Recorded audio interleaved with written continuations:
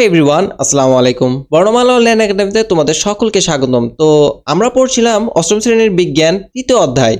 তৃতীয় অধ্যায়ে আমরা কমপ্লিট করেছি তোমাদের এর আগে একটা ভিডিও, যে ভিডিওতে আমি দেখিয়েছি পার্ট 1 থেকে পার্ট 4 পর্যন্ত, অর্থাৎ অভিশ্রবণের গুরুত্ব পর্যন্ত। এরপর এই যে তোমাদের একটা পরীক্ষা আছে, এই পরীক্ষাটা আমি কমপ্লিট করেছি। এরপর আমরা পড়ব পার্ট 5। আজকের আমাদের ক্লাসের টপিক হচ্ছে পার্ট 5, উদ্ভিদের পানি ও খনিজ লবণ শোষণ। তো চলো কথা না বাড়িয়ে আমরা ক্লাসটা শুরু করি। ওকে, উদ্ভিদের পানি শোষণ পদ্ধতি। মাটি থেকে পানি ও পানিতে দ্রবীভূত খনিজ লবণ উদ্ভিদ দেহের সজীব কোষে টেনে নেওয়ার পদ্ধতিকে সাধারণভাবে শোষণ বলা হয়। তাহলে শোষণ কাকে বলা হয়? এই যে তোমাদের অ্যান্সার, এটা তোমরা মুখস্থ করে নিবা। এরপর দেখো, স্থলে বসবাসকারী উদ্ভিদগুলো মূলরোমের সাহায্যে মাটি থেকে পানি শোষণ করে। অনেক ইম্পর্টেন্ট কিন্তু এমসিকিউ এর জন্য। তাহলে স্থলে বসবাসকারী উদ্ভিদগুলো কিসের সাহায্যে মাটি থেকে পানি শোষণ করে? মূলরোমের সাহায্যে।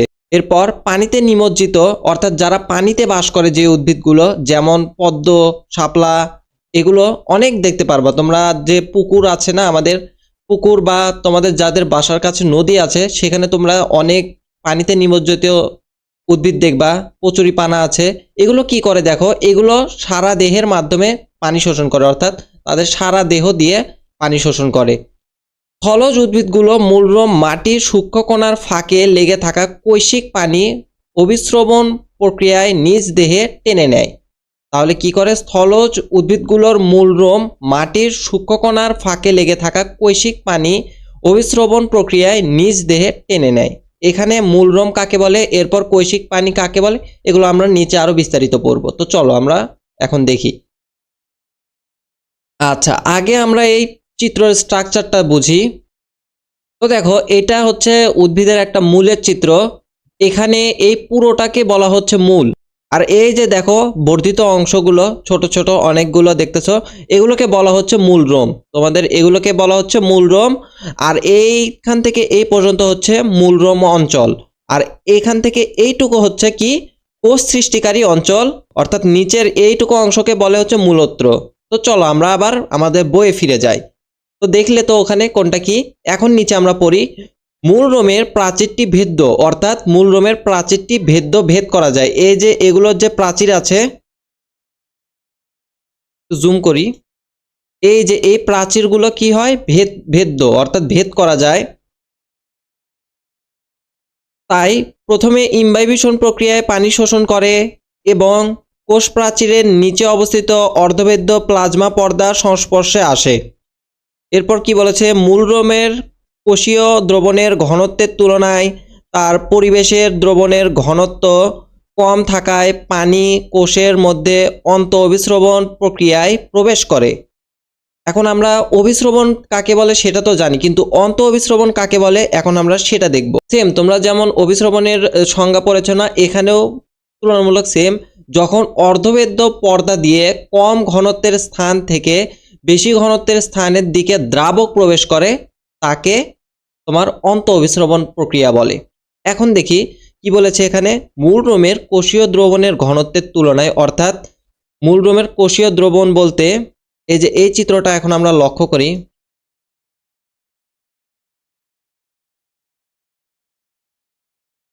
এই যে এইটা হচ্ছে মূলরোমের কোষীয় দ্রবণ। এখানে যে দ্রবণটা আছে, অর্থাৎ এখানে যে পানিটা আছে, এই মূলরোমের কোষের মধ্যে যে পানিগুলো আছে, এটাকে বলা হচ্ছে মূলরোমের কোষীয় দ্রবণ। তো এই দ্রবণের পানির তুলনায় কি বলেছে? মূলরোমের কোষীয় দ্রবণের ঘনত্বের তুলনায় পরিবেশের দ্রবণের ঘনত্ব কম। অর্থাৎ এই যে পরিবেশ বলতে কি বোঝাচ্ছে? এইগুলো হচ্ছে মাটি।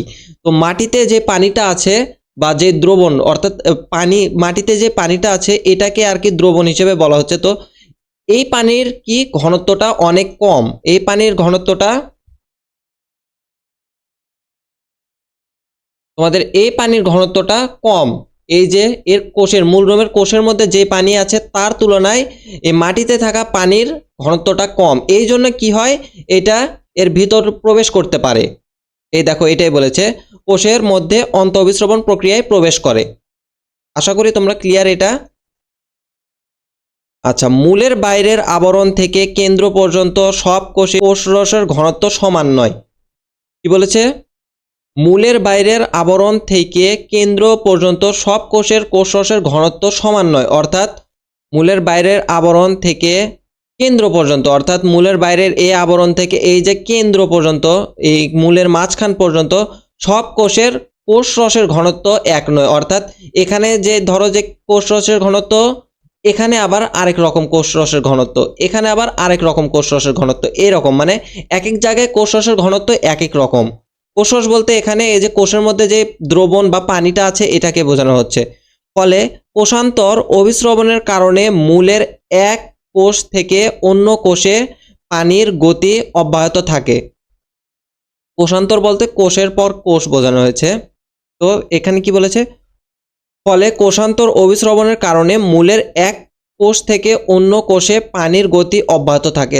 তো এটা বোঝাচ্ছি আমি তোমাদের, বড় যে চিত্রটা আছে সেটাতে নিয়ে যাই। দেখো ওই লাইনটা দ্বারা কি বোঝানো হয়েছে। তো মনে করো দেখো এই যে এখানে এইটুক যে অংশ আছে এখানে হচ্ছে তোমার পানির ঘনত্বটা বেশি, আবার এই কেন্দ্র যে মূলের কেন্দ্র আছে এখানে আবার পানির ঘনত্ব কম, তার উপরে যে অংশটা আছে এখানে আবার পানির ঘনত্বটা আরো কম।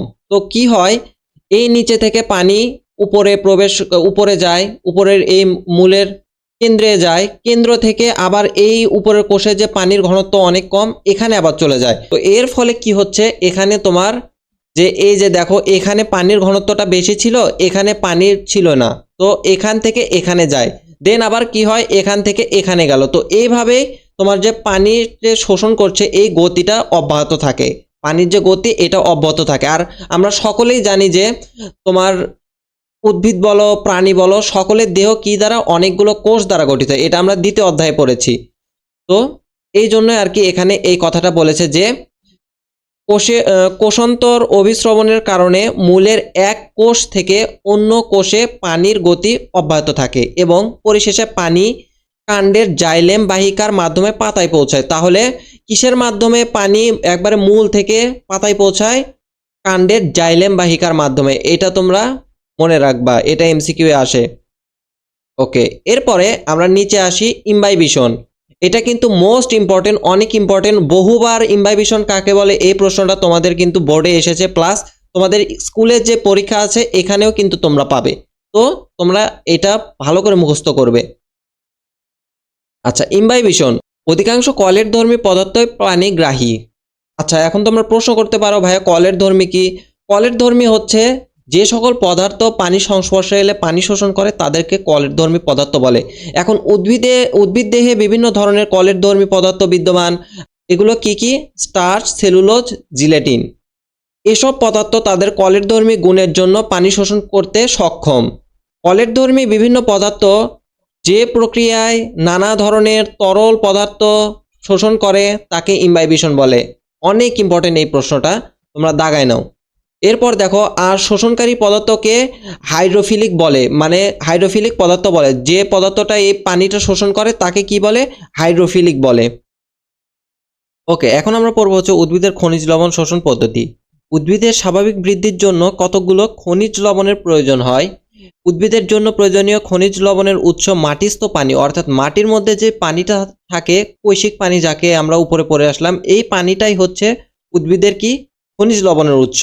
তাহলে তোমাদেরকে এটা এমসিকিউ এ আসে যে উদ্ভিদের খনিজ লবণের উৎস কি? মাটিস্থ পানি। মাটিস্থ পানিতে খনিজ লবণ দ্রবীভূত অবস্থায় থাকে। মাটিস্থ পানিতে খনিজ লবণ কি অবস্থায় থাকে? দ্রবীভূত অবস্থায়। দ্রবীভূত বলতে মিক্স অবস্থায়, মানে মিশে থাকে পানির সাথে, এটাকে বোঝানো হয়েছে। এখন দেখো, খনিজ লবণ মাটিস্থ পানিতে দ্রবীভূত থাকলেও পানি শোষণের সঙ্গে উদ্ভিদের লবণ শোষণের কোনো সম্পর্ক নেই। দুটি প্রক্রিয়ায় ভিন্ন ধর্মী, মানে দুটি প্রক্রিয়ায় ভিন্ন প্রক্রিয়া। দেখো, উদ্ভিদ কখনো লবণের সম্পূর্ণ অংশ অণুকে শোষণ করতে পারে না।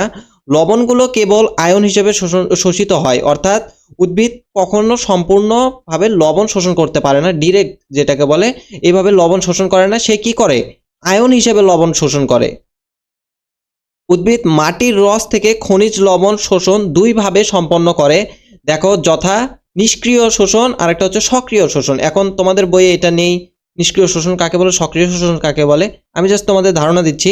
নিষ্ক্রিয় শোষণ হচ্ছে যেই শোষণটা করতে গেলে উদ্ভিদের তোমার শক্তির প্রয়োজন হয় না, মানে উদ্ভিদকে শক্তি দিতে হয় না যেই শোষণ প্রক্রিয়ায়, সেই শোষণ প্রক্রিয়াকে তোমার নিষ্ক্রিয় শোষণ প্রক্রিয়া বলে, অর্থাৎ কি, জাস্ট সে মূলরোমের সাহায্যে মাটি থেকে পানি শোষণ করে, এতে উদ্ভিদের কোনো শক্তি প্রয়োজন নেই।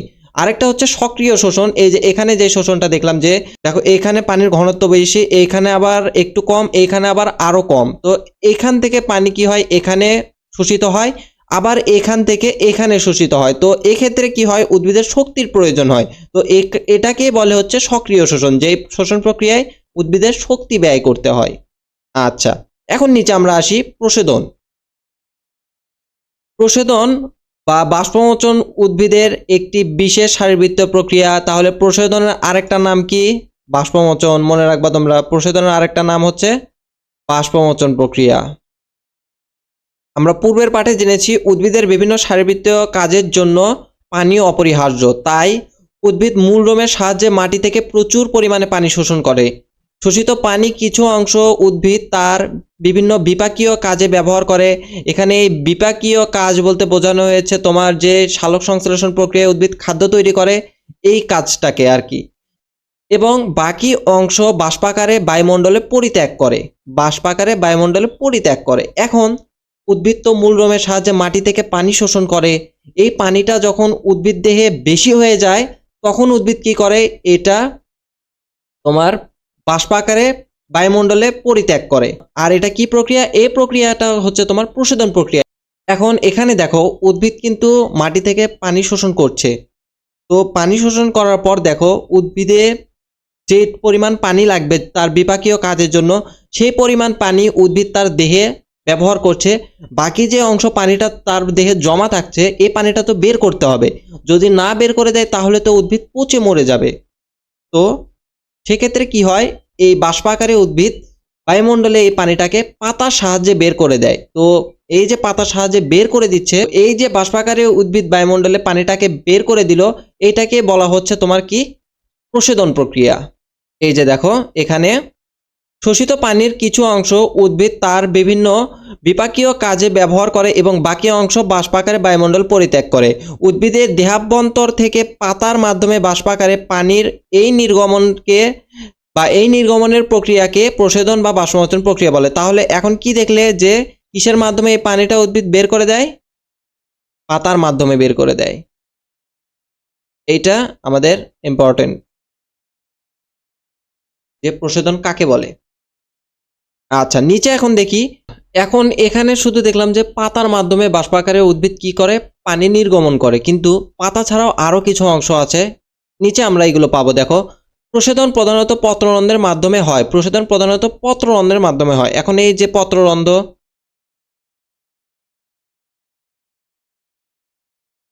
এখন এই যে পত্ররন্ধ্র, এই পত্ররন্ধ্র মানে হয়তো তোমরা পাতা মনে করছো, কিন্তু এটা আসলে পাতা না। পত্ররন্ধ্রটা হচ্ছে এই যে এখানে পাতার মধ্যে যে এই যে ছোট ছোট খাঁজ বা ছোট ছোট ফাঁক আছে বা ছোট ছোট ছিদ্র আছে, এগুলোকেই বলে হচ্ছে পত্ররন্ধ্র। এখন এগুলো তোমরা কিভাবে দেখবা? এগুলো তোমার মাইক্রোস্কোপ দিয়েও দেখা যায়। অনেক ক্ষেত্রে অনেকের ফোনে তো ম্যাক্রো লেন্স আছে, তাই না? ম্যাক্রো লেন্স দিয়েও কিন্তু অনেক ক্ষেত্রে এই ছোট ছোট ছিদ্রগুলো দেখা যায়। তো এটার মাধ্যমেও কিন্তু তোমার প্রশোধন প্রক্রিয়া হয়। এরপরে আরো আছে, দেখো এরপরে আছে এছাড়া কাণ্ড ও পাতার কিউটিকল। কাণ্ড ও পাতার কিউটিকল। এখন কিউটিকল অংশটা কি? এই যে দেখো পাতার উপর যে মোমের মতো একটা প্রলেপ থাকে না, এই যে দেখো এই মোমের মতো প্রলেপের জন্য কিন্তু এই পানিটা এরকম হয়ে আছে, আদারওয়াইজ কিন্তু পাতাটা পুরোটা ভিজে যেত। তো এই যে মোমের মতো যে প্রলেপটা আছে, এই প্রলেপটাকে বলে হচ্ছে কিউটিকল। এরপরে আরেকটা কি আছে দেখো, কাণ্ডের ত্বকে অবস্থিত লেন্টিসেল। কাণ্ডের ত্বকে অবস্থিত লেন্টিসেল। এখন লেন্টিসেল জিনিসটা কি? এই যে দেখো ছোট ছোট ছোট ছোট দেখো অনেকগুলো ছিদ্র আছে না, বা অনেকগুলো দাগ আছে না, আমরা গাছের বা গাছের কাণ্ডে দেখি, এগুলোকে বলে হচ্ছে লেন্টিসেল। এই যে এগুলোকে বলে হচ্ছে এই লেন্টিসেল নামক এক বিশেষ ধরনের অঙ্গের মাধ্যমে অল্প পরিমাণ প্রশোধন হয়। মানে এগুলোর মাধ্যমে অল্প পরিমাণ প্রশোধন হয়। এখন প্রশোধন কোথায় সংঘটিত হচ্ছে তার ভিত্তিতে প্রশোধন তিন প্রকার। কয় প্রকার? তিন প্রকার। কি কি? পত্ররন্ধ্রীয় প্রশোধন, অর্থাৎ পত্ররন্ধ্রে যখন প্রশোধন হয় তাকে কি বলে? পত্ররন্ধ্রীয় প্রশোধন বলে। ত্বকীয় বা কিউটিকুলার প্রশোধন, অর্থাৎ এই যে ত্বক বা কিউটিকুলার যে অংশটা আছে এটার মাধ্যমে প্রশোধন হলে তাকে কি বলে? কিউটিকুলার প্রশোধন। এবং লেন্টিকুলার প্রশোধন অর্থাৎ লেন্টিসেলের মাধ্যমে প্রশোধন হলে এটাকে বলে হচ্ছে লেন্টিকুলার প্রশোধন। সাধারণ অণুবীক্ষণ যন্ত্রের মাধ্যমে পত্ররন্ধ্র এবং খালি চোখে কার্নেল লেন্টিসেল সহজে দেখা যায়। আর এটা কিন্তু অনেক ইম্পর্টেন্ট, অনেকটা বেশি ইম্পর্টেন্ট, কারণ এটা তোমরা প্রশ্নে না পেলেও এটা কিন্তু এমসিকিউ আসে যে কোথায় প্রশোধন প্রক্রিয়াটা সংঘটিত হয় বা কোথায় প্রশোধন প্রক্রিয়াটা ঘটে। তো পাতায় ঘটে, মনে রাখবা। আর এটা কিন্তু দেখো তোমাদের এই প্রশোধনের সংজ্ঞাতেই আছে যে উদ্ভিদ দেহাভ্যন্তর থেকে পাতার মাধ্যমে বাষ্পাকারে পানির এই নির্গমন প্রক্রিয়াকে প্রশোধন বলে। তো তোমাদের আজকের ক্লাসটা এই পর্যন্ত। ধন্যবাদ সকলকে এতক্ষণ পর্যন্ত আমার সাথে থাকার জন্য। তোমাদের আশা করি এই ভিডিওর সবগুলো টপিক ক্লিয়ার করতে পেরেছো। যেখানে বোঝনি তোমরা জাস্ট আমাকে কমেন্টে বলে দিবা যে ভাই আমি এখানে বুঝিনি, আমাকে বুঝিয়ে দেন। তো আমি তোমাদের কমেন্টের অ্যান্সার দিয়ে দেবো ইনশাল্লাহ। তো ধন্যবাদ সকলকে। ভিডিওটা ভালো লাগলে অবশ্যই একটা লাইক করবা আর তোমাদের গুরুত্বপূর্ণ যে মতামতগুলো আছে সেগুলো কমেন্টে জানাবা। তো দেখা হবে অন্য কোনো ভিডিওতে। আসসালামু আলাইকুম।